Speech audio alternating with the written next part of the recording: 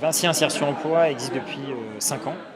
Donc, ça a été créé au départ suite à un constat, puisque le groupe par an en France Métropole s'engage à hauteur de 3 millions d'heures d'insertion, ce qui veut dire en valeur absolue 1500 équivalents temps plein et en réalité 10 000 personnes en insertion qui passent au sein des entités de notre groupe.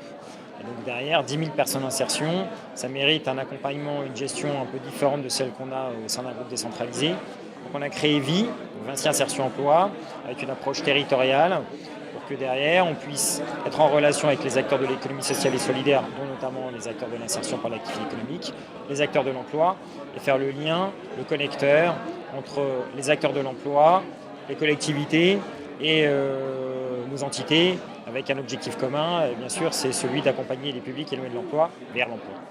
On est habitué à travailler avec n'importe quel type de profil, donc le public en insertion s'intègre parfaitement au sein de nos chantiers. Après, le positionnement de Vinci sur les questions d'insertion, ça a été un sujet un peu touch au démarrage, puisque les acteurs, notamment de l'insertion par l'activité économique, nous voyaient arriver en disant voilà, Vinci va faire de l'argent sur l'insertion. Depuis, ils ont compris que l'intérêt, c'est un intérêt commun, puisque nous, on a des obligations, on a des engagements volontaires dans le cadre de nos opérations sur les questions d'emploi. Et bien évidemment, on s'appuie sur ces acteurs pour qu'ils nous prescrivent, positionnent des publics en insertion, soit au sein de nos filiales, soit auprès de nos sous-traitants, pour que derrière, bien évidemment, ces personnes puissent se remobiliser et se positionner sur un projet lié à nos métiers ou un projet dont le territoire a besoin.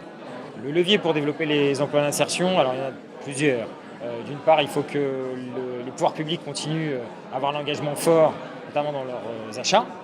Ça, c'est le premier point. Le deuxième point, c'est que les entreprises ouvrent leur chakra sur les questions de l'économie sociale et solidaire, c'est-à-dire que fassent tomber leur représentation ou l'image qu'on peut avoir à certains moments négative de ce que peut être un public en insertion. Le troisième levier, c'est la montée en compétence des acteurs de l'insertion par l'activité économique.